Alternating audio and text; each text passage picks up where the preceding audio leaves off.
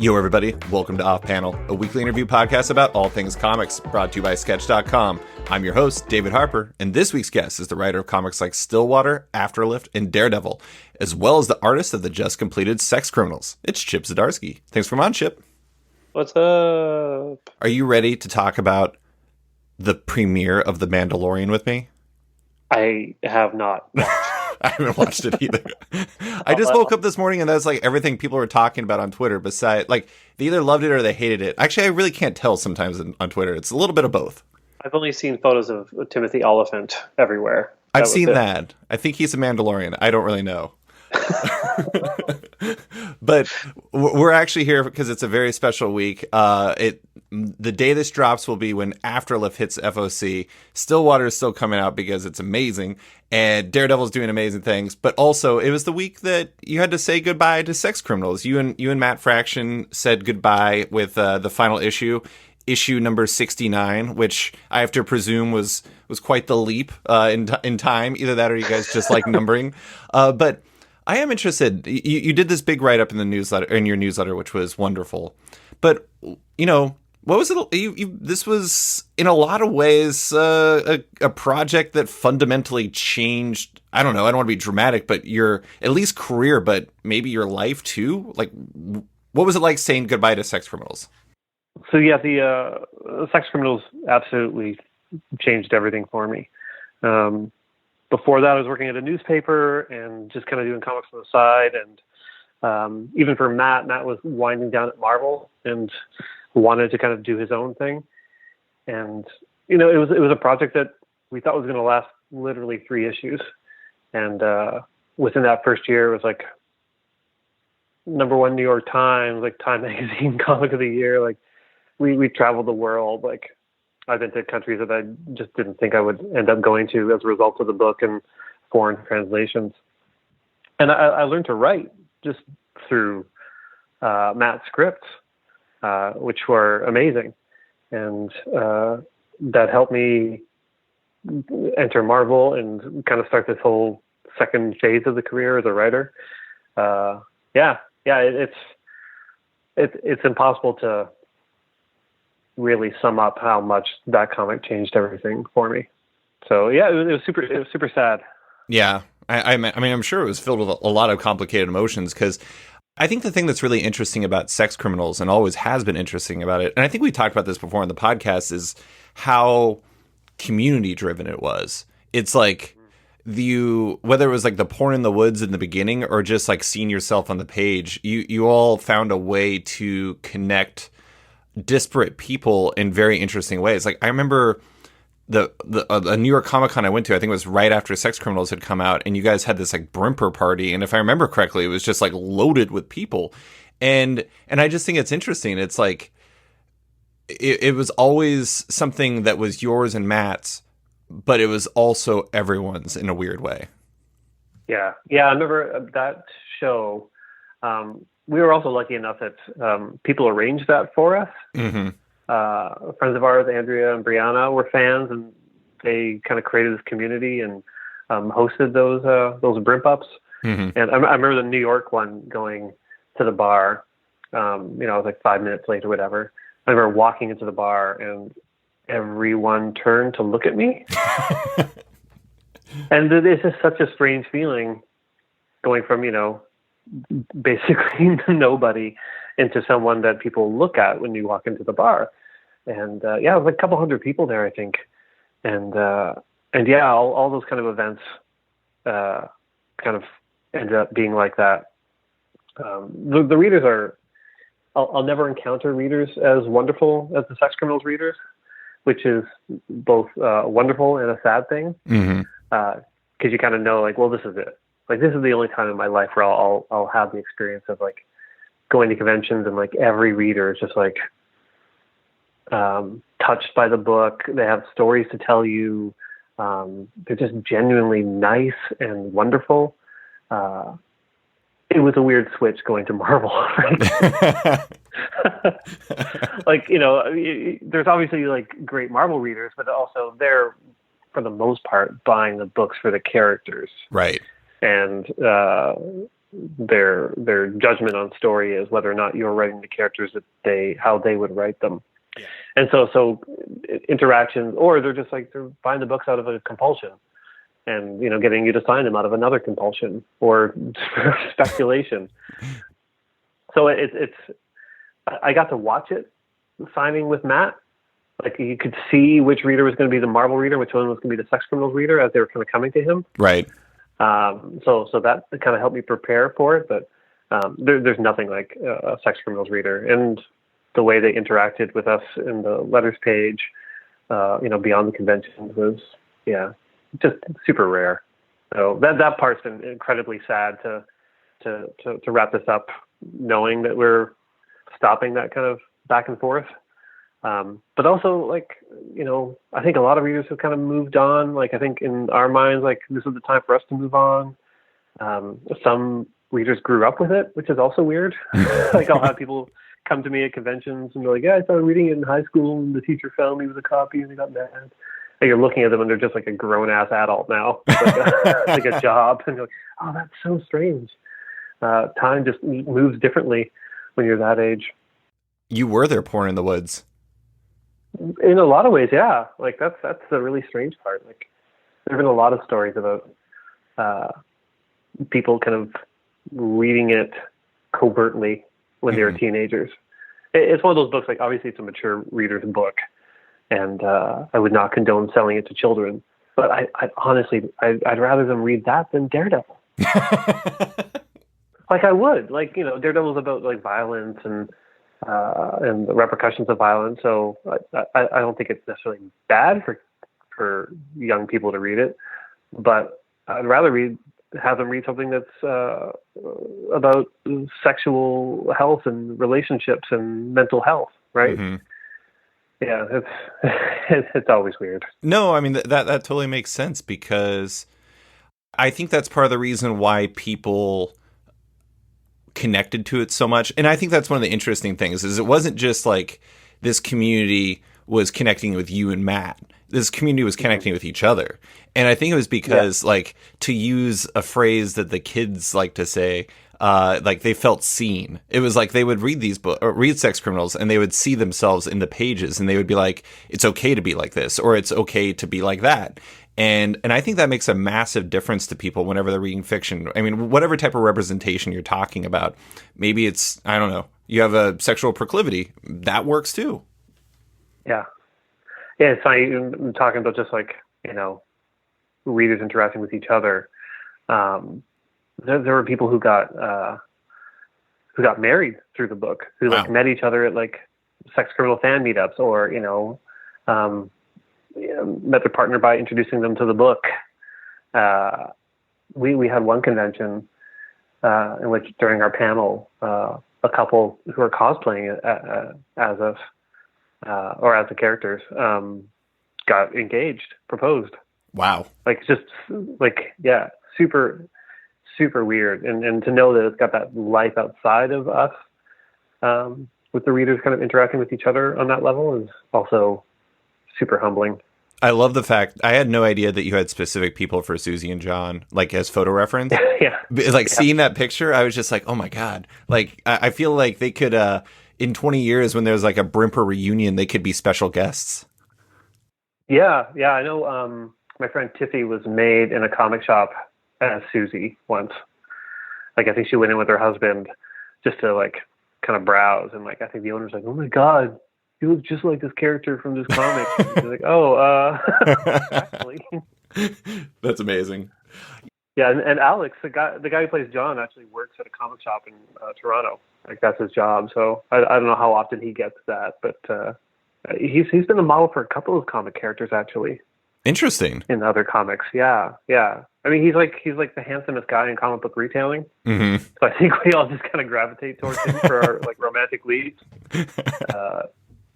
Also, very tall. They're wonderful people. Very tall. Yeah. And that actually worked out really well for us. Like, awkward to draw. Mm-hmm. Like, it's such a dumb thing, but, like, if I have to do a wide panel where they're having a conversation, it's very hard, because you have to shrink them down a fair amount to get both of their heads into the panel.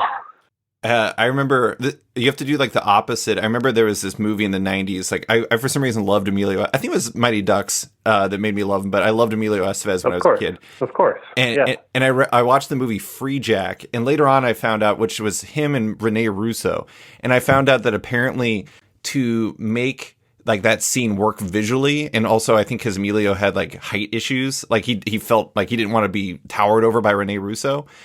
They like actually dug a ditch for her to walk in while they were shooting a scene, so like they would appear to be similar height. So I feel like your John Tiffy or your John Susie thing was kind of the opposite of that. You had to like reduce him to make him work. Yeah. Sometimes I just change the angle of the panel, which is another kind of trick, like a forced perspective kind of thing. Mm-hmm. But yeah, and then it honestly just added to the comedy of it, and also kind of, people often ask, why use photo reference. At this point, I can draw the characters, no problem. But it's the weird little quirks.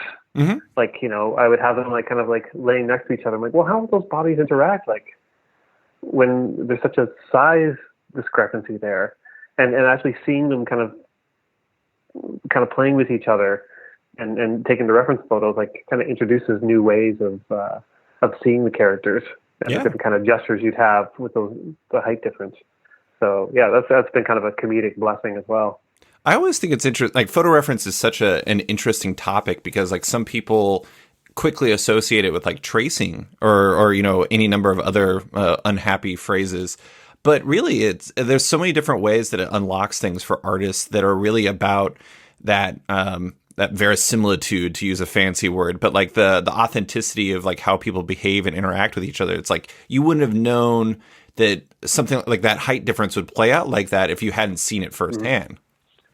Yeah, and I'm not against tracing either because it's way easier. Like I went through school, way easier. But I went through school for illustration, and one of my first gigs when I left school was I was an assistant in a studio with a bunch of older illustrators who did kind of like classic romance novel, like not 80s romance, but like 70s, 60s, like, or like, crime paperback style. And they're masters at painting and drawing. But my job was, they would take photo reference and they would map it out for me what they needed it to look like on the canvas. And then I would go into this room, which just had a giant projector, and I would trace the photos out onto the canvas for them. Mm-hmm. So they had it ready to go so they can sit down and just start painting. And, talking to them, they were just like, I can do it. They're like, I know how to draw the human beings and I have the reference photo, but why would I spend 3 hours getting it perfect when I can spend 10 minutes getting it perfect? Mm-hmm. Like the end result's going to be the same, but one just saves you a lot of time. So that kind of like opened me up to like, oh yeah, photo. There's nothing wrong with photo reference. Like Drew Struzan traces photos. Right. Like that's fine. Like it's about the accuracy for some illustrators. If there's like a really awkward thing, like I'll trace it for sure. Mm-hmm. But the danger is just when you lose the looseness and the gesture of it through tracing, which is what you find with some comic artists where things just kind of feel stiff at a point. That's the danger of tracing. Well, and a lot of times too, it's like you look at stuff that like Paulo Rivera did for, I think he did like posters for Avengers Infinity or an Avengers Endgame, which are like unbelievable.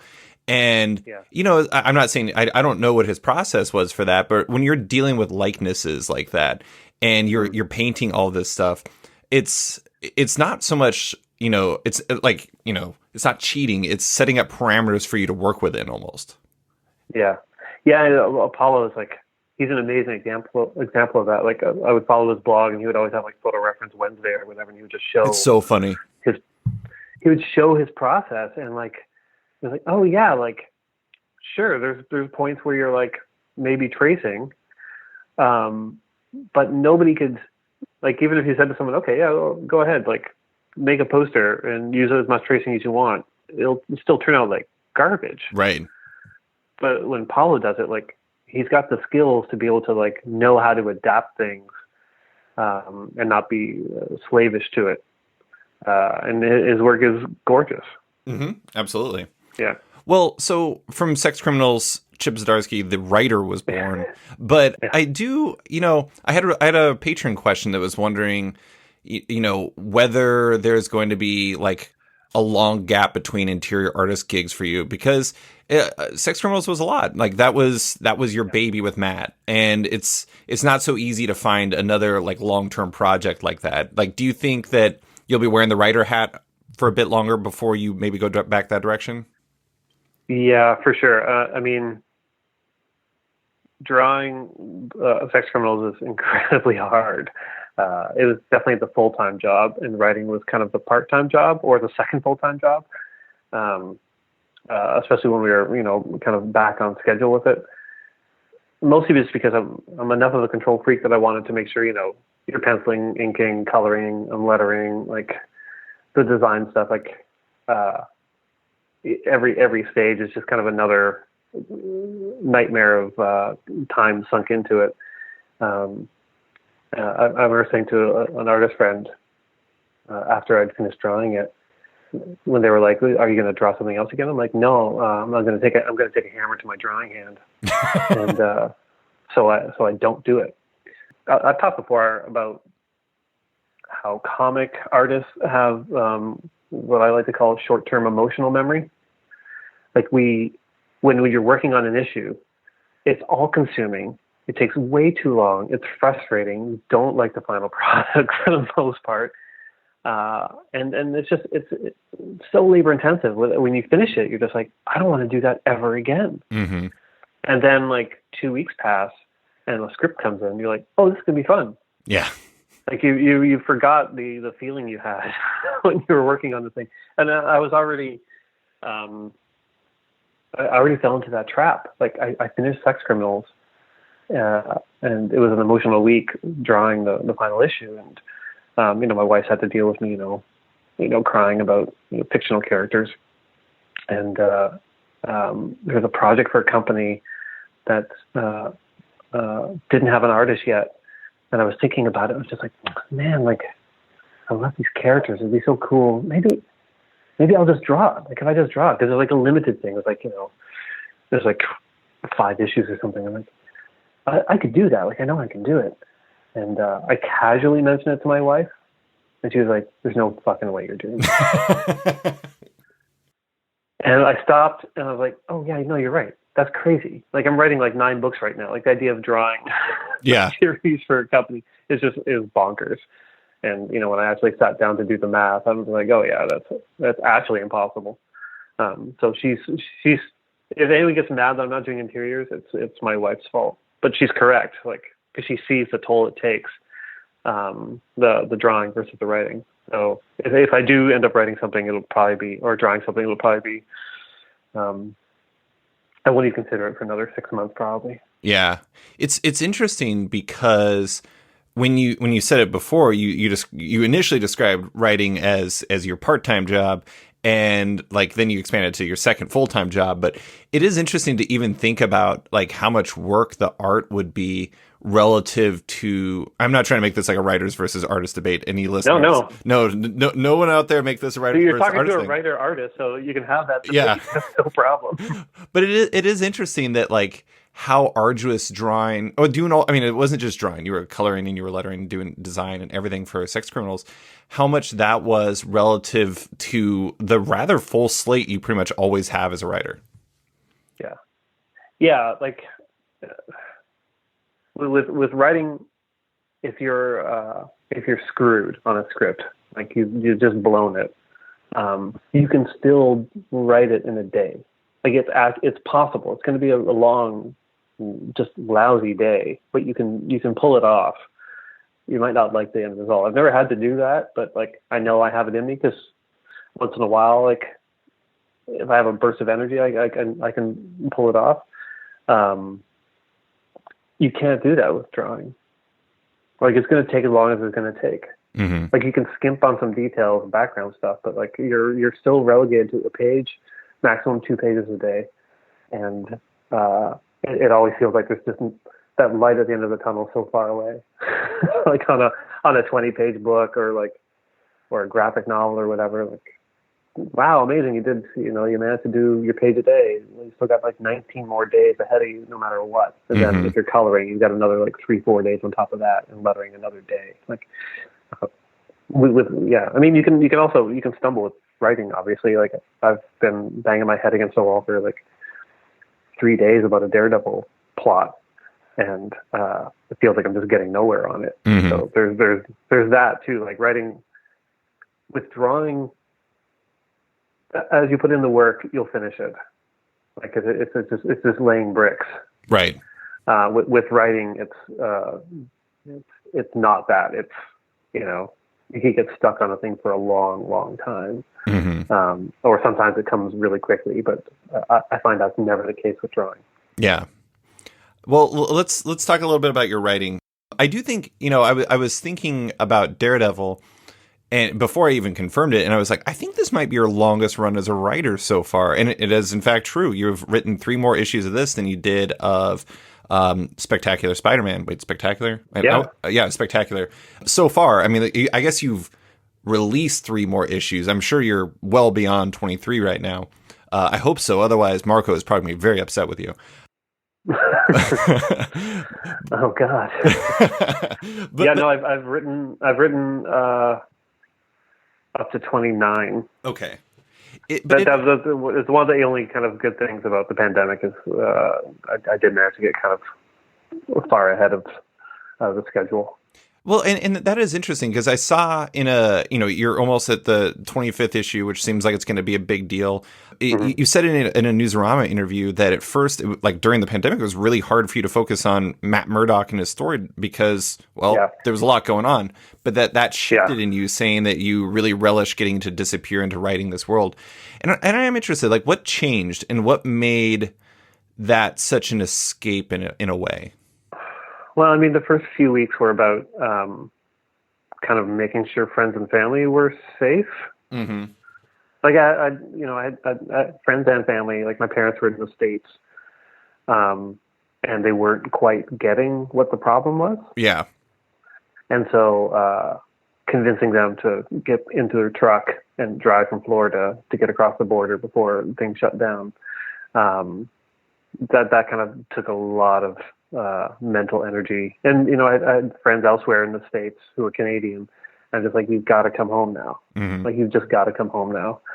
Like, beyond just, coronavirus, no offense to America, but it's a bit of a problem place these days. Yes. I mean, Canada is not that much better. Like, we like to think we are, but we still have a lot of the same issues. But between that and, like, worrying about my wife, my neighbors, friends, family, and and industry, frankly, like trying to set up things where I could still make comics to, pay the rent if Diamond collapsed. Right. That was on my mind a lot as well. And just kind of that general anxiety, and like the anxiety didn't fully go away, obviously, but at some point you're just like, oh, okay, this is my job, and it's a good job, and until someone takes it away from me, I should be doing the job. And that made it easier just to like sit down and kind of and focus on writing. Well, I do think it's really interesting because I mentioned like it was like your longest run. I have to imagine like if making sex criminals and kind of studying it at the School of Fraction, where you get to, because I think one of the interesting things we're going to talk about, I'm going to totally butcher her last name because I'm horrible at last names sometimes. Elsa Charretier, her art book project, where within that, Matt was actually going to reveal one of his scripts for like basically the first time to the public, because apparently he has a very unique way of scripting. I imagine you learned a lot during that process, but following that, I mean, obviously you've done a lot since then, but Daredevil seems like it would be in some ways a very unique school for a writer, especially for a run of your length, because there's been so much history before it, and you kind of have to both know your history and also try to not relive it in ways that separate you. Like, do you feel like you've learned a particularly large amount over the process of making this Daredevil run happen? It's similar to Spider-Man. Yeah. Like you're still at some point you have to accept that you can't write a character as if everything has happened to them. Right. Because if you do, then that character has either learned way too many lessons and becomes perfect, or goes crazy. Right. Like, when I was doing Spider-Man, I kept thinking about supporting cast, and just like all these people should be in like mental health facilities at this point. Right. Like almost every one of the supporting characters in Spider-Man has either died, come back, been a supervillain, been married to a supervillain, had just horrible things happen to them. And you kind of have to hand wave it a little bit, especially with a character like Daredevil, who's like obviously, had highs and lows, like and just horrible things he's done and have happened to him. If you encompass all of that, then you'll freeze up and you won't be able to write the character. You kind of have to accept that you are going to tread some of the same ground. Like there are definitely a lot of similarities to what I'm doing versus something like Born Again, mm-hmm. or even like kind of the end of Nocenti's run, where he's just kind of like he's down, mm-hmm. and he's questioning, and he's got to kind of build himself back up again. So you get that nice big moment of Daredevil being back, which has happened 3 or 4 times in the course of Daredevil. Right. The question is always like, what you're in, and what's your question that hasn't really been asked before of the character. Right.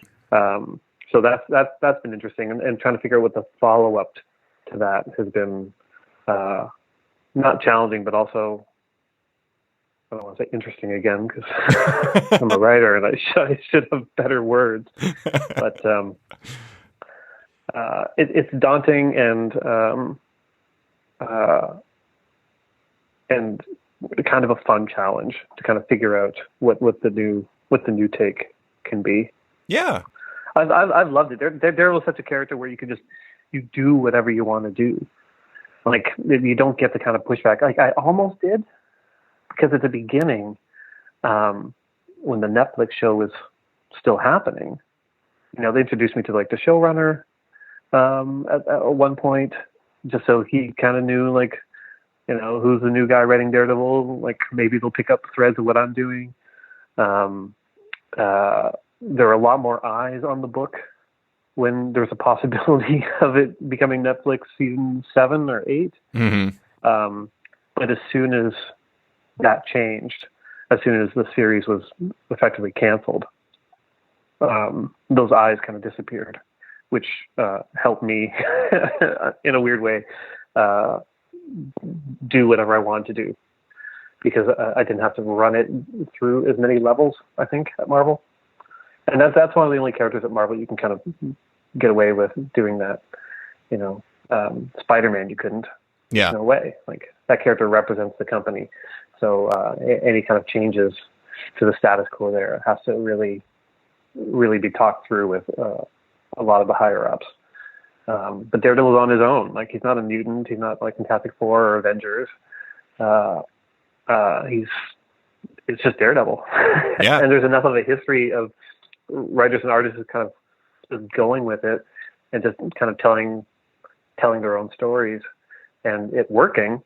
It's had a great run of creators. It's one of the only kind of titles at Marvel that is defined by the creators on the book, I think. That I think Marvel accepts the idea that they can kind of turn, a blind eye, so to speak, to Daredevil, and just let us kind of do what we want to do. I feel like, going back to the supporting characters and how they'd probably be in like a mental hospital or something, I mean, if I was one of those people, I would just move out of New York. I'd be like, this place is crazy. Yeah. I got to get out of here. Like, I feel like there should be a story there.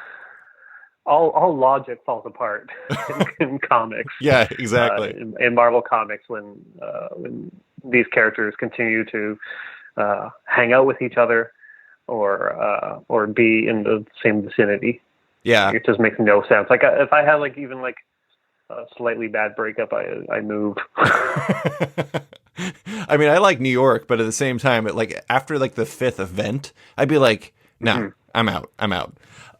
Yeah. I do, speaking of like the things that came before, I do like how, I'm not saying that you're doing this, but you look at like issue number 25, which, I know you've said is going to be a game changer and everything. And Matt's going to prison, but as Daredevil, which I think is a very unique wrinkle. But it reminds me of one of my very favorite arcs from the series, which is Ed Brubaker and Michael Lark's Devil in Cell Block D. Yeah. Except for it's Daredevil not being Matt instead of Matt pretending to not be Daredevil. I think that sentence made sense. Yeah.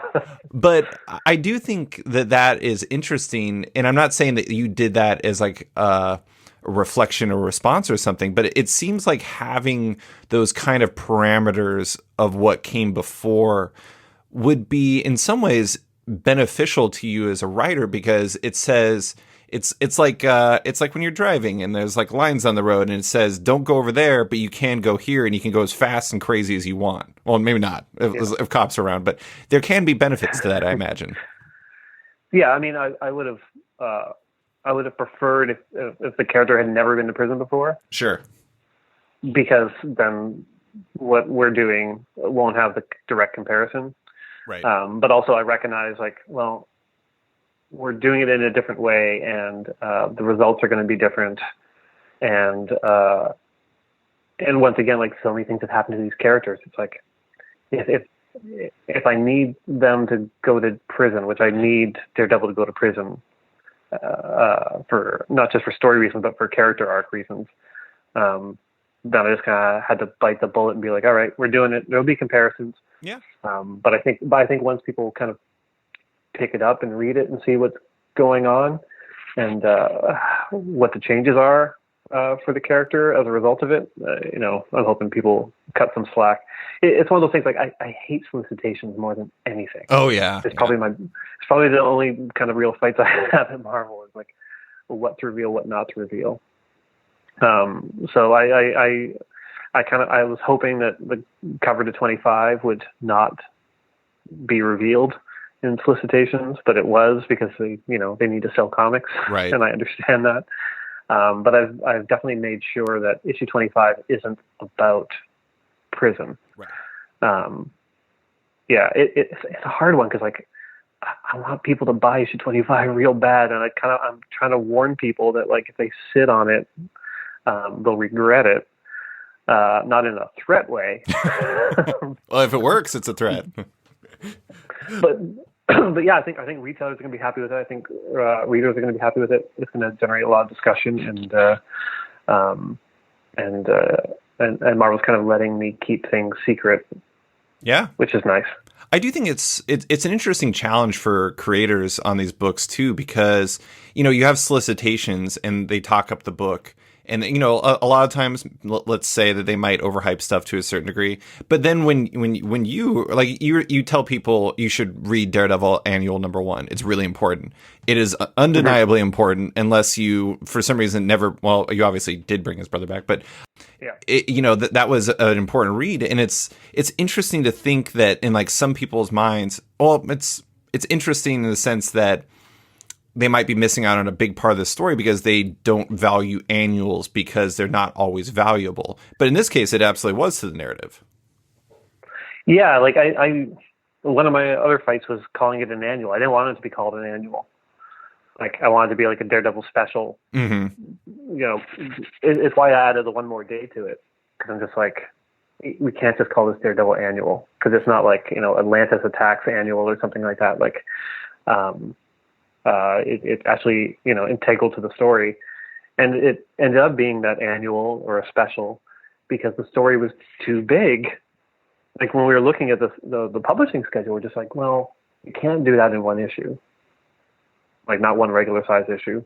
So you'd have to do it over 2 issues, and to have 2 issues in which it's just about Mike Murdock and this weird journey, it would just there's just no way, mm-hmm. because it's Matt Murdock's book, right? Right. Which is why it ended up being that annual. And yeah, I like to think that like when I tell readers something's going to be important, it carries some sort of weight to it, because I don't, raise that flag too often. But yeah, I know there are editors and creators that do that a lot. And they're probably smart to do it because it just sells more books. Right. But yeah, I like to hold on to those for when they're kind of really important. Necessary. Yeah. I will say your word worked on me. I got it because of you, and you were correct. It was in fact important. So good job. Oh, thanks. And also I was happy with it as a story, like on its own. Like that's the other thing. Like I don't just want to like be like, oh, a big thing's gonna happen. The character's gonna die or get a new costume. Like, I want to make sure that the issues tell a good story. Like I'm super proud of issue 25. Because of pandemic stuff. Like we were gonna make it kind of a supersized issue, I think, before pandemic hit. But nobody knew if that was even like financially feasible. So my orders were to keep it within the 20 pages. Yeah. Well, and it ended up helping it a lot. Like it's one of those things where the restrictions actually kind of aid the story. And I think it's probably the best issue of Daredevil so far. Just in terms of like character interaction, dialogue, it feels like a good issue. And Marco just killed it on the art. He's so good. I know I said this on Twitter to you, but I don't know how he just keeps getting better. It's crazy. Yeah, I know, right? Like it's amazing to watch. And my biggest fear is just that Marvel will wisely take him away from me. He just seems like perfectly made for Daredevil. And the interesting thing is he previously, I think he worked with, I want to say Andy Diggle. I could be mistaken about that. Yeah. But he had previously worked on a Daredevil run. And it's interesting to look at his art on that run and then look at the beginning of the run and then look at where he is now. And it's like you can see gains across each of those. And it's not like the book really suffered when he was bouncing out either, because it's like you had Jorge Fornes on the book who's just unbelievable. But I don't know. I mean, it's a book that has been very blessed with tremendous art. I mean, that's even forgetting. I mean, Julian Totino Tedesco or Julian Totino Tedesco. There was some debate as to how you pronounce his first name, but he's like, in my opinion, the best cover artist. I hope he's coming back. Is he coming back? He's coming back for special things. Okay. I think the schedule is a bit too much for him. Like, he's obviously in high demand, but we just got. Because we're doing hardcovers of Daredevil, which is exciting for me because it's my first kind of big foray into hardcover collections, and Marvel commissioned him to do a new cover for it, which is so rare. Like, comic companies like to reuse previous art for the covers of things, but I worked with Julian on the design of it, and he produced my favorite cover. It's so gorgeous, and I got it in last week, and I keep emailing Marvel like, when can we show it? When can we show it? Was that what that snippet with Kingpin was from? Yeah. Okay. Yeah, the one that he posted. Yeah. Yeah. Yeah. It's really beautiful, and like we're trying to do something different with the hardcovers for this. And I can't wait to kind of show people. Yeah. Yeah. So the art's been amazing. I've been super blessed with this awesome artist, and we've got like Mike Hawthorne coming in to help out. And like it's a different style, but he's so solid. He's such a great storyteller.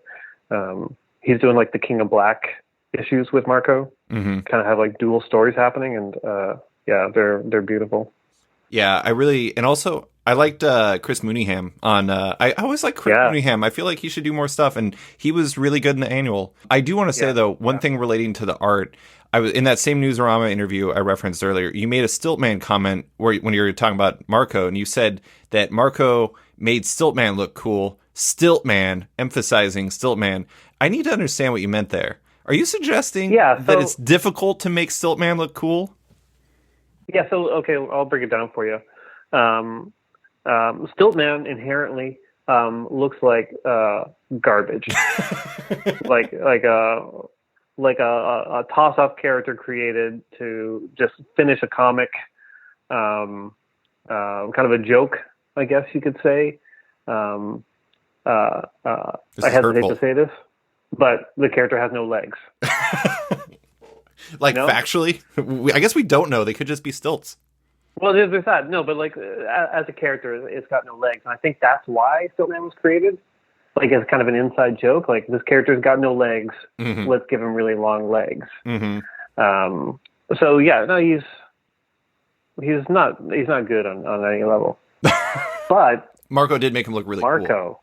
Marco, just I can perfectly visualize the panel of like the Stiltman leg coming down and the car crashing into it, and it's probably the coolest Stiltman thing that's ever existed. I will give Marco credit. I mean, that was definitely the most threatening. That was like the first time I think I'd ever read a Stiltman comic where he actually seemed like a credible threat. Yeah. It was fun. It was fun making him kind of scary. Mm-hmm. And that might be the last time that ever happens. Who knows? Maybe. We'll see. Depends if I ever get my hands on him. I did think about you a lot when I was writing it and when the pages were coming in. Oh my God. I was so happy. It's funny though, because my wife last year for my birthday actually bought me Stiltman's first appearance. It's funny, like I don't even know if it started as a joke that I like Stiltman so much, but at this point I actually like genuinely really like Stiltman. But I do want to bring up credible threats though. This is the last Daredevil question. As much as I love what you've done with Matt, I have to say that everything with Wilson Fisk and the Stromwyns has been like unbelievably interesting to me, mostly because like, you know, reading Daredevil throughout history, Fisk has always been this orchestrator, this puppet master. Like you read Born Again and it's just like he doesn't even have to do anything in the public or out in the world, or even he does fight Matt and it goes poorly for Matt, but he doesn't have to do that. He does that because that's part of his plan. And the Stromwyns do that to him, which is really fascinating. Like to you, it seems like those characters are maybe the ones that, as an outsider, you've enjoyed the most writing. Do you find that there's a lot of appeal to these particular brands of bad guys? Oh yeah, for sure. I mean, it's all kind of stems from like when you look at a character like Wilson Fisk, you know there's insecurities there because started off poor, worked his way up, killed a bunch of people to get to where he is. But he's still seen as, this brute. Violent goon, this brute, uncivilized, unmannered. He has to basically threaten people with murder to get the respect that he thinks he needs. And so the idea of like him trying to take that next step and to become who he thinks he should be, which is a power player with people with money, and then to recognize that there's a difference between old money and new money, especially when the new money is rooted in gang warfare and violence. I've had such a great time writing that character and figuring out that arc. Like this past week, I've been really planning out up through kind of issue 38. Mm-hmm. And kind of where he goes as a character, and it's definitely like the super interesting part to me. I wouldn't say more so than Matt and Daredevil, but it's, how do I say this? Like I kind of want to turn it into a Kingpin book for a little bit, though I know Marvel won't let me. Just to see this through in the way that I want to see it through. He's a fun character. He's a great character. And the Stromwyns, like I just love the idea of like, there's always somebody with a ton more money. There's always somebody who's actually the power, and you think you're the power. Yeah, I do think that you've achieved a very nice balance there. And one thing I will say that maybe. I don't know if I would say it was my favorite issue, but there was the issue where Wilson went to go have dinner with them. I think that was the first time we meet the Stromwyns. And like, there's the whole, like, I mean, I don't even know if you'd call it passive aggressive. There were certain parts of it that was extremely aggressive. And then like there's this bathroom sequence where he goes to visit a man who disrespected him at the table. And like that whole issue, I mean, even beyond the violence is like, it's scary. It's like genuinely tense reading that because, that after decades of reading this character, that Wilson Fisk is trying to put on a good face, but underneath he is just like, he's got murder on the brain. Yeah. Yeah. No, he's like that was the one I was looking forward to the most. I remember when I pitched the whole thing at the Marvel retreat, that was part of the initial pitch, talking to the room. And when I got there, I was just like, this is the meat of it right here. Like, this is humiliation for him. You know, it's like dinner with schmucks. He's been brought in as a party favor and he doesn't know it. Yeah. Like, and we've all kind of had that feeling, you know, and like that feeling that, you know, maybe we're the one that's being laughed at here, even if you think you're in the group. And to have that play out and have him having to fight his instincts and then give in to them and then realize, oh shit, what have I done? Yeah. Like making him have fear for the first time in a long time was kind of an essential thing that I kind of laid out going into this. I loved it. Yeah, and then it keeps playing out as we go on, which is a lot of fun as well. Yeah, I love that character. He's so fun to write. I always forget the name of his assistant, who was so great in the first season of. Wesley. Like, I loved him as kind of like the wolf from Pulp Fiction, where he just kind of cured those problems. But well, let's jump into two of your. You have Afterlift that's coming out on FOC the day this drops.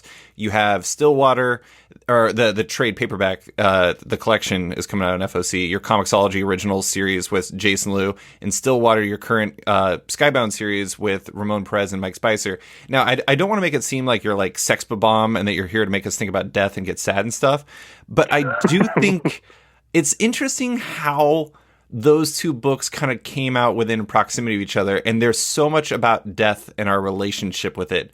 And I don't know, is that a coincidence, or is it just something you've been curious about exploring lately? It's hard to say because Stillwater, I started writing that in 2017. Wow. And just like the nature of the beast of working with Skybound is they really want to like get a lot of issues in the can before even soliciting. Sure. Which is the smart way to do it. But also, you know, there's a level of frustration there because it's a thing I wrote in 2017. So that became kind of a project where I was just like, I dip back into it every few months and have to, you know, kind of refamiliarize myself kind of with the world that I'm working on. Yeah. Like Ramon didn't even come on board until like maybe a year into the process. Right. Like I'd already had like 4 scripts, I think, in by the time he came on board. And then they wanted him to like complete a bunch of issues before solicitation, but it's super hard to do that as an artist. Cause you kind of want to be visible. And to work on a thing kind of in secret for that long is hard without proper, you know, publishing deadlines. So in any case, like I started that so long ago that I think maybe by the time Afterlift became a thing, maybe Afterlift kind of was born with the frustration of Stillwater not being out yet. Like that's actually a real possibility I haven't considered until now. Afterlift happened so fast. Like, I had the idea, asked Jason if he wanted to do it, pitched it to college 2 weeks. Like, it happens so quickly when it's straight to digital, and so quickly when you're working with an artist as kind of fast and talented as Jason is. Like, that guy is a machine. So yeah, like, which made even a bigger gap between conception of Stillwater and conception of Afterlift. I do think, so for listeners that don't know, Afterlift is effectively about a lift type driver named Janice who unexpectedly gets roped into a River Styx guide the dead to their future resting place type situation. And I read it last night. It was very, very good. I mean, honestly, like it's interesting because now that you say that Stillwater kind of fed into Afterlift in some ways, I can kind of see that because it felt like a different type of comic for you. And I don't even know what I mean by that, but it feels right when I say it.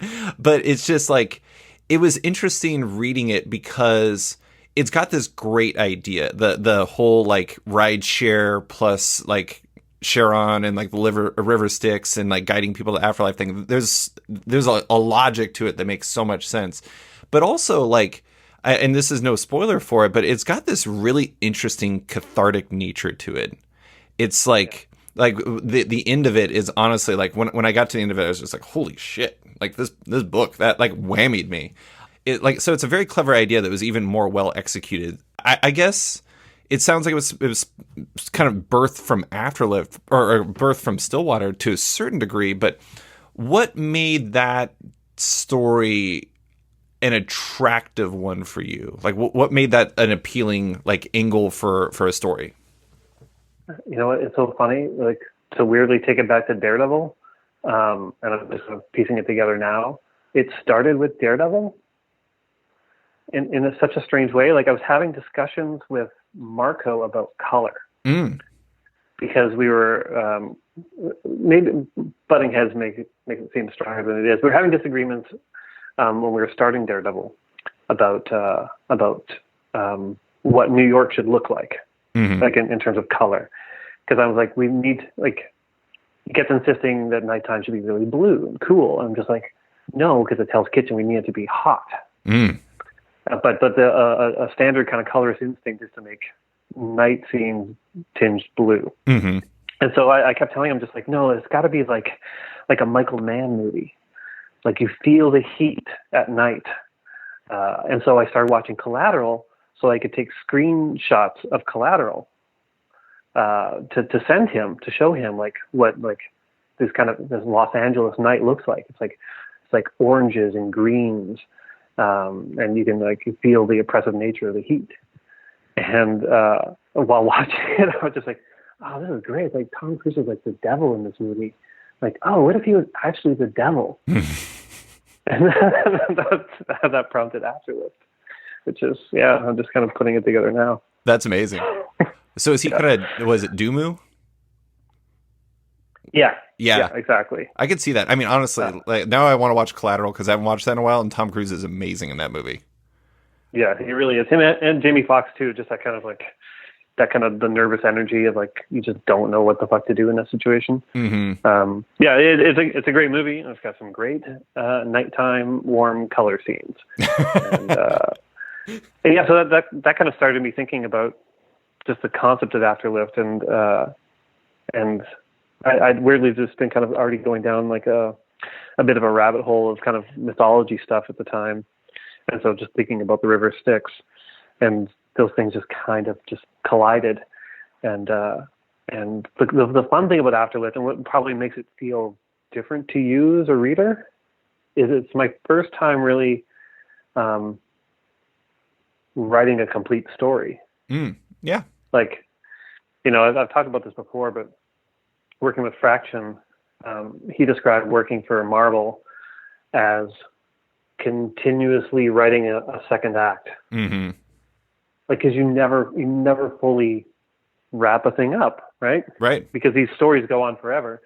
And so with Afterlift, I was very conscious going in. I'm like, oh no, there needs to be an arc for these characters, and it's got to end. And doing it in 5 issues, like, it was wildly satisfying to be able to tell a complete story like that. And like even in discussions with Comixology afterwards, because it did well for them. And so they were just like, oh, do we have ideas for a sequel? I was like, nope. No, we don't. Like, Jason and I want to keep doing stuff together, and we've been working on a project since then. But yeah, the idea of following that up with a sequel, just like, no.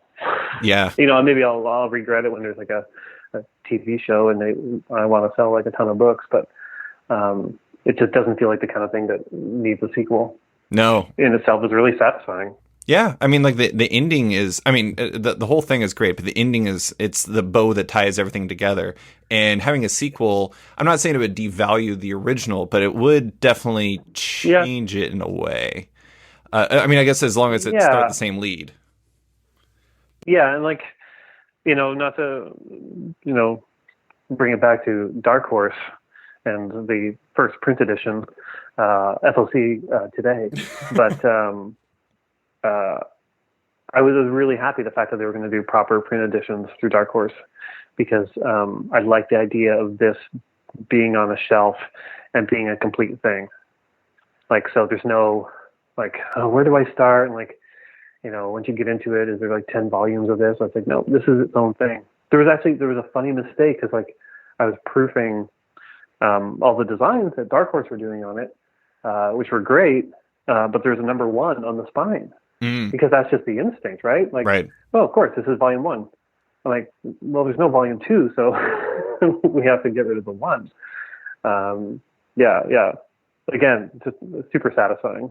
It's funny because I think you're absolutely right. I think that's why it feels different is the fact that you have like a beginning, middle, end. Like that's something I guess I just have never seen from you, and I never kind of put that together. I also think it's interesting too is from conversations I've had with people around comics, particularly retailers, the last couple of years has seemed like an interesting trend towards miniseries performing better than they did in the past. And I do kind of wonder if part of the reason for that is what we're talking about, the beginning, middle, end being present and you having the ability for like delivering a complete story. Like recently I just read a new Naoki Urasawa manga, Mujirushi, and it was good. It was very good. And it was very atypical though, because most of the time when I read one of his books, it's like 22 volumes. And it's just such a beast. But this was 1 volume, and it was so fascinating reading it because it was such a different experience. And I don't know, I do like when I talk to like friends or family members who are like kind of casually interested in comics, they're never asking me like, what's the story I can jump into that's 500 volumes long? They ask me, what's a single book I can buy that's a complete story? And I'm like, I don't know. I feel like there's a lot of value in telling stories like that, especially now when we're looking for jumping on points. Yeah, 100%. Like it was part of my pitch when I did Spider-Man Life Story, because that's just the nature of doing that book over the decades necessitated an ending. Like you have to have a proper ending because that's the end of the story, and setting it up chronologically means that we can't actually do, a sequel. I guess we could in 10 years, but, and I think that was satisfying for readers, especially when they picked it up in trade. It's just like getting this crazy blast of Spider-Man chronology and history and all these storylines, which they have the option to go in like, I've heard this from some readers, they'll go in like, find the original storyline to see what was different with them. Mm-hmm. But for the most part, you can just read this whole thing and just like, and that's it. You put it down, you're done. Mm-hmm. And I find that to be kind of a model going forward. I do like I've been on record, and you have as well, about being a huge fan of like Hickman's X-Men reinvention. Right. And that's obviously very open-ended, mm-hmm. But it's rife with possibilities. And I think there's definitely a place for that in the industry. And it's obviously done quite well. But I also, the last few retreats, like there have been a few of us creators who are just pushing more for like evergreen titles, things that you can just kind of like hand somebody just a book and they get the full story and they feel satisfied with it. Yeah. I mean, it's interesting too, because like for something like Hickman's X-Men, you did X-Men Fantastic Four or Fantastic Four X-Men. I don't remember which order it was. Yeah. But I don't even remember. I think it was FF X-Men, but whatever. Not the point. The point is like that was a 4-issue miniseries that you can just retrofit onto that story and it works. And that's one of the interesting things about it is like, I think that in 2020, the idea that like everything that has to be added to a line is an ongoing is not necessarily, I don't think it necessarily should be the case anymore. And I'm not trying to tell Marvel what to do, but at the same time, I like having like that 4-issue miniseries being added on there. Like I'd love it for, I don't know, any number of other ones to be on there. Like why not throw some Black Label like miniseries on top of it where you get some like prestige, like Doug Ramsey books or something like that. I don't know. Just like cool things like that. There's a lot of options. Prestige Doug Ramsey. Whatever. It was the first thing that came to my mind. No, it's good. It's good. It's no Stilt Man, but it's pretty good. Well, last thing I want to ask about Afterlift, and it's more related to Comixology Originals. Um, it obviously was a very fruitful project for you. You guys won the Best Digital Series Eisner for it, which was well deserved. It sounds like it did well. Now it's going to be a print book, so it's a very satisfying overall release. But it does stand out because you have Stillwater at Skybound. You just finished Sex Criminals at Image. You obviously have a lot going on at Marvel. You worked with Comixology Originals. You just did a little story for DC with Matt. Is that diversifying your portfolio, or is it just kind of like opportunities as they pop up? No, I'm just stupid. I did not see that one coming. Like I've gone on record saying that the diversity of projects and genres and styles is ultimately harmful to me as a creator in terms of selling product, because I don't have kind of the singular voice. Like, there's a reason Stephen King wrote a lot of horror novels over a lot of years. Mm-hmm. And then had created a pseudonym for other stuff. I'm definitely doing my brand a disservice by doing Jughead and then Daredevil and Howard the Duck and Stillwater. Like, these are all very different books. And I find it hard to even picture what a Chip Zdarsky quote unquote fan would be, because like I keep bouncing around doing all these different things, and I can't picture somebody being like, oh yeah, no, I want to read Howard the Duck and Sex Criminals. Like, I don't know. I read both of those. I know. Yeah, no, I know you're a man of taste. But I think that's an interesting point, but I do think that, I've written about stuff like this, but I think that if you look at comics have always been interesting because what you said earlier was right. Like, the Marvel fans will come by a table and they're interested in the characters and what you're doing to those characters and whether or not it reflects what their vision is. But at the same time, like, I do think to a certain degree, comics also has a long history of people following creators because they trust that what they're going to do is good. Like, I've always, this is a funny corner to be on, but I've always said that the best person, like the only person I know in comics 100% of the time that would make a comic I like is Matt Wilson, because Matt Wilson can only do like 6 books at a time, and he always works with great artists. And also because he has such a limited ability to, he only has a finite list of books he can do. He's going to choose projects that he likes. And I trust Matt. I feel like Matt is going to pick good books. And so I don't know. I feel like people trust in Chip, even if they don't necessarily immediately have an idea that like Afterlift or Stillwater or Howard the Duck is necessarily up their alley. Yeah, I mean, that's the hope. Also to your question, like, I've been diversifying publishers, but that's those are all kind of born of different circumstances. So like with Stillwater, when I conceived of it in 2017, I didn't have time.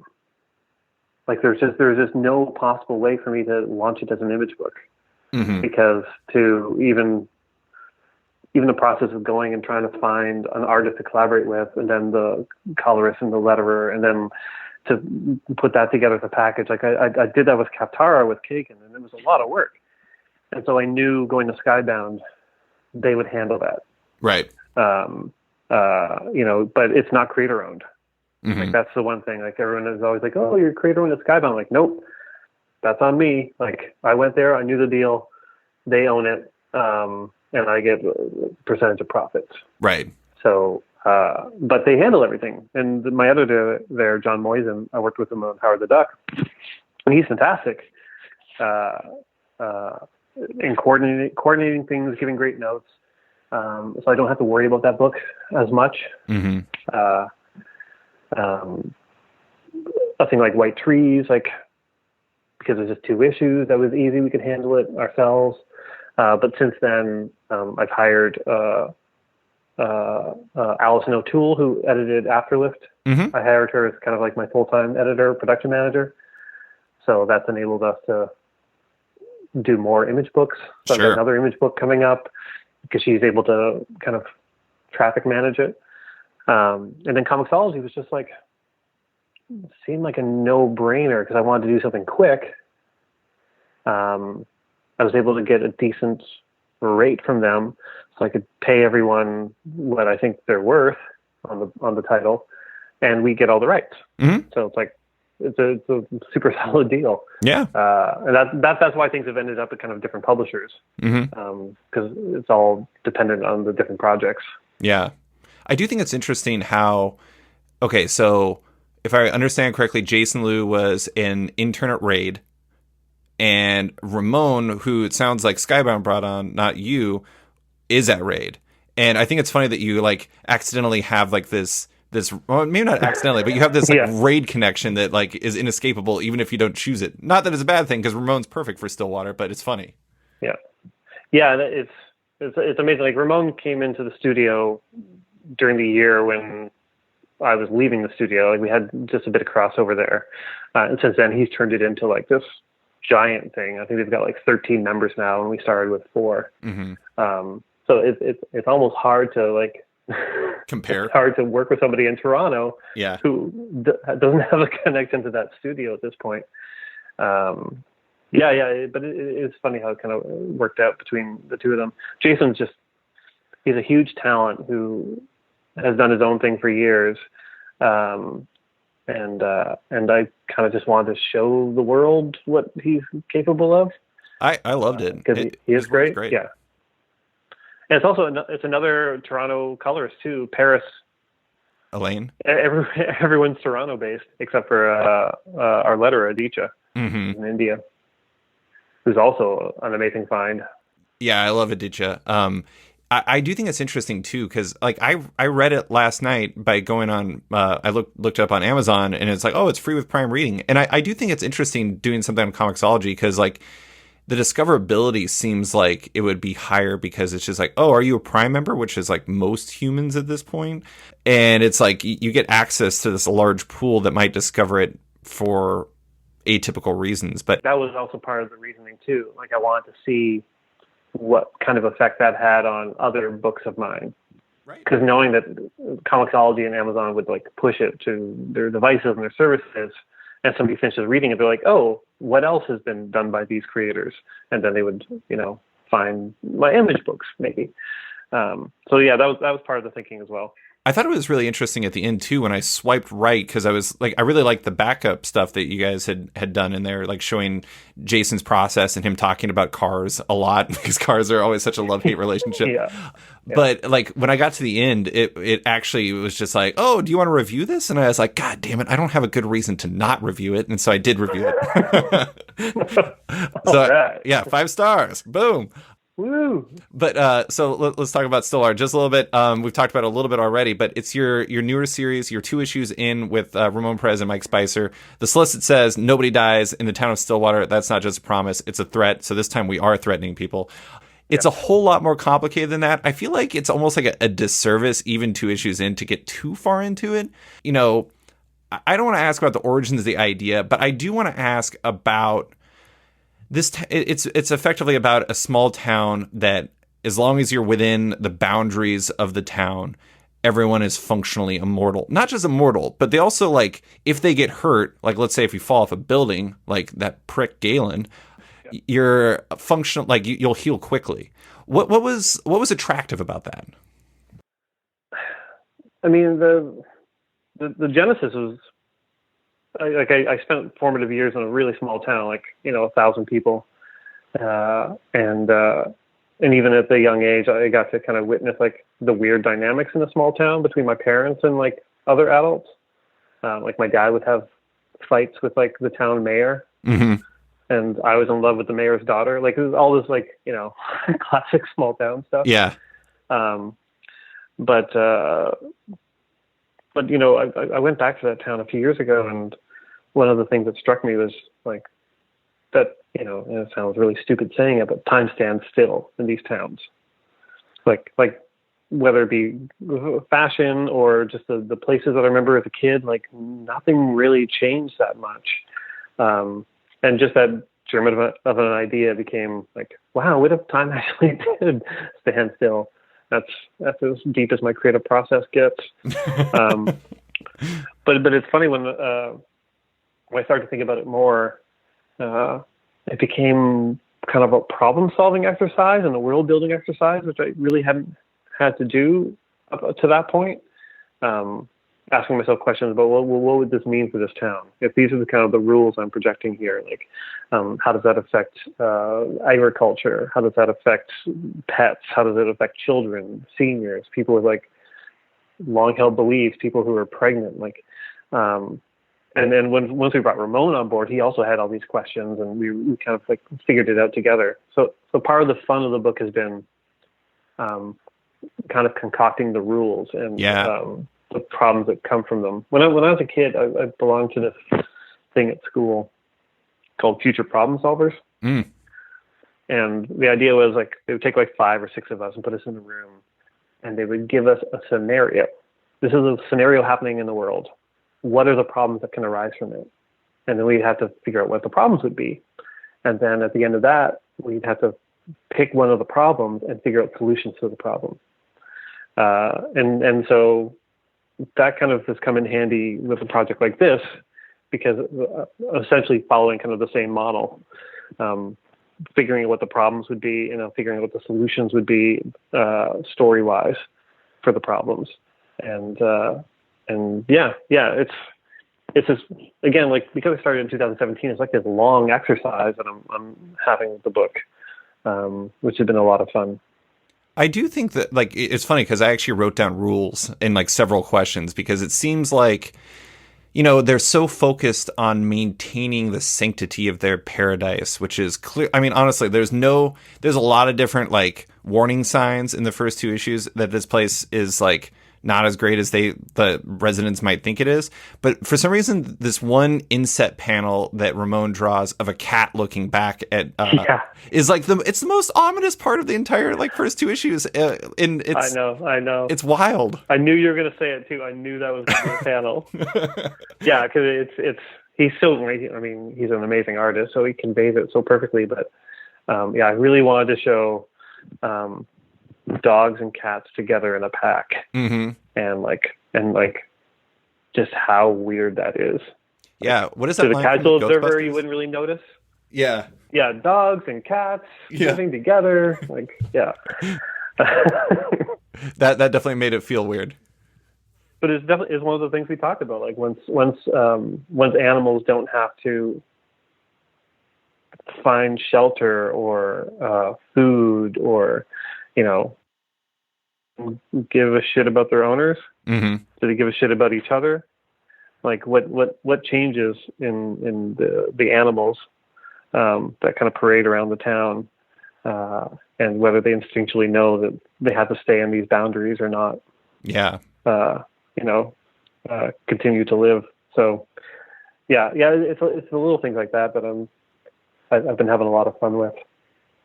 It's really interesting because I was thinking about the weirdness and complicated nature of like immortality, and in a weird way, it actually kind of overlaps with like our current situation. Like I was thinking about vampires and how like they're always so damn stylish, and that never really seemed realistic to me, because like as soon as we got into the pandemic and everyone had to stay at home, we just started wearing sweatpants all the time. And like it seems like the structures and social norms of immortals are very important or very interesting for that reason, because it feels like if you don't have those rules, like everything falls apart. And like the residents of Stillwater know this, even though there's always like a power struggle. Like, the deputy, what is his name? Tim or Ted? He sucks. Like I love like my favorite character in the first 2 issues, besides Tony, who tragically is a martyr to proving the case of not everyone can, or everyone doesn't die.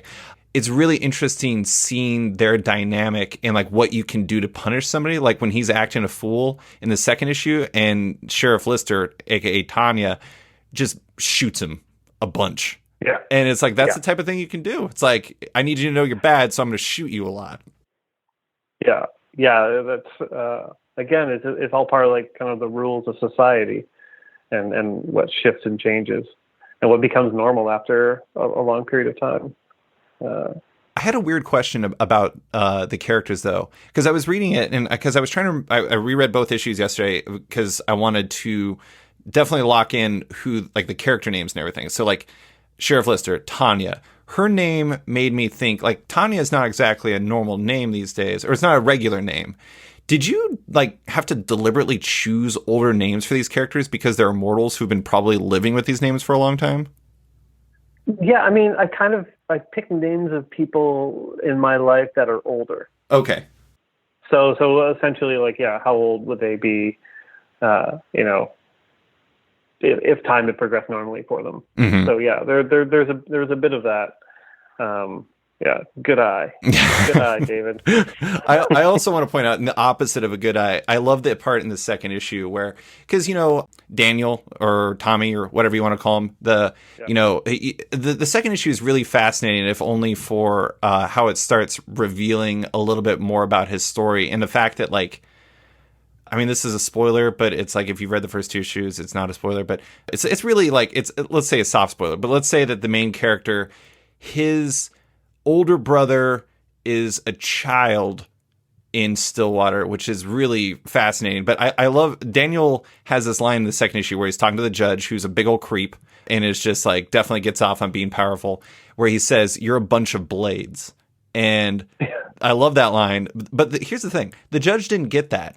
What's the point of immortality if you never get to watch Blade? I mean, like, what do they do? I know. Do they have nothing there? Do they even have the internet? Yeah. Yeah, it's a sad existence. That's what we're really getting to. And it all revolves around Blade. You're a bunch of blades line was hilarious. I was just like, oh yeah, I can see why you'd come up with that while you're, like, laying in jail trying to figure out what the hell's going on. Yeah, it's funny. I couldn't tell if it was too much when I was writing it, but also I'm just like, well, his brain would be a little broken at this point. Yeah.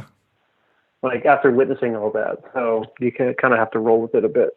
Yeah, I mean, especially if you're, like, laying in a jail cell and there's a guy who's, like, jaws hanging off and he's yelling at you because he's going to kill you. And you're just like, I can't understand you. Your face is falling off. Yeah, so gross. Ramon's so good at drawing it. He is, I mean, honestly, like, Ramon, I know that it sounds like, you know, he came on after the book was coming together, but it's honestly, like, astonishing how perfect he is, because he's so good at the basic grounded nature of day-to-day life, but also he's so good at, like, there's this weird eerie feeling throughout the first two issues that is present, but it's never laid on too thick. And, like, what he and Mike do with that, that's tough. There's an interesting thing in terms of character creation with a book like this, because I started writing it without an artist. And I think I handed in issue 4. Like, Skybound was like, all right, where's issue 4? I'm like, okay, we don't have an artist, but here we go. And when they were asking for issue 5, I was like, I can't, because I can't picture the characters anymore. Right. Like, so much of character comes from, like, in a comic, comes from how they look, how they act, the gestures, the facial features. Like, none of them felt real to me at that stage, and I was having a really hard time just kind of, like, keeping it on track and keeping the characters consistent. And so we needed to get an artist. I need to start seeing pages. So when Ramon came on, like, it changed everything. Like, when it came time to, like, letter previous issues, most of the dialogue changed greatly, because now they were actual characters with actual faces and bodies and clothing choices and a visual voice. Mm-hmm. So yeah, it was massively important to have the right artist on it, and Ramon and Mike have been, like, godsends to this book. Yeah. Like, they really define the characters, they define the town in a way that I couldn't really. Mm-hmm. They're top notch. Oh, and that first cover. I mean, I love that you guys put the cover process at the end of the second issue, because that first cover is just, like, immediately unsettling, but also representative of the larger story. I mean, that's a really tough line to walk, and Ramon kills it. It's amazing. Yeah.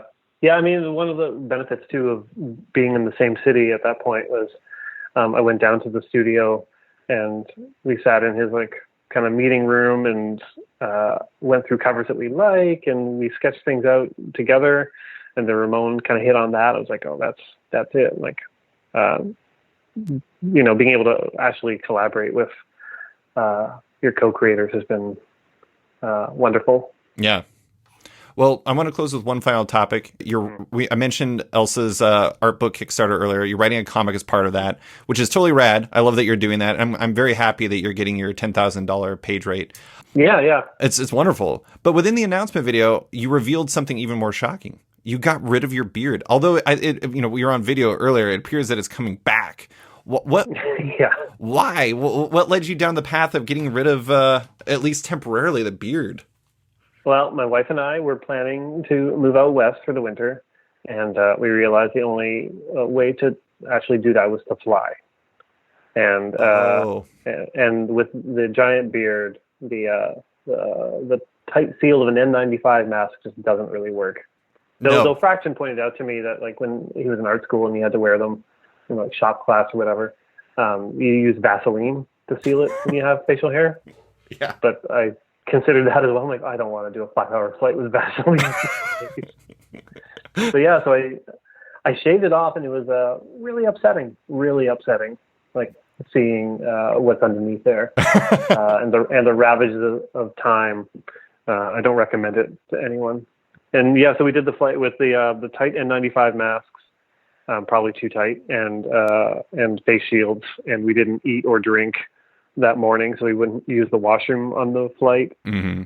Like we went all in with as many safety precautions as we could. When we got out west, we quarantined ourselves for 14 days and got the test, and yeah. Oh. Yeah, it was an intense time, and weirdly, losing the beard was the intensest part of it. I'm about to have a 26-day staycation because I have all this time off, and I'm just not going to fly. I mean, especially coming from Alaska, and there's nothing close to Alaska, so I can't really. It's not like I can go to Hawaii on a hop, skip, and a jump or something like that. So no flying for me for those reasons. It just does not seem fun right now. But I will tell you what is fun. All of your stuff. I love talking about Stillwater and Afterlift and Daredevil and everything else. But Chip, that's all I have for you. Thank you so much for coming on to talk about all of it with me. Long live Stiltman. What about Stiltman? Long live Stiltman. Oh, someday he'll get his play, and the world will understand the greatness of Stiltman.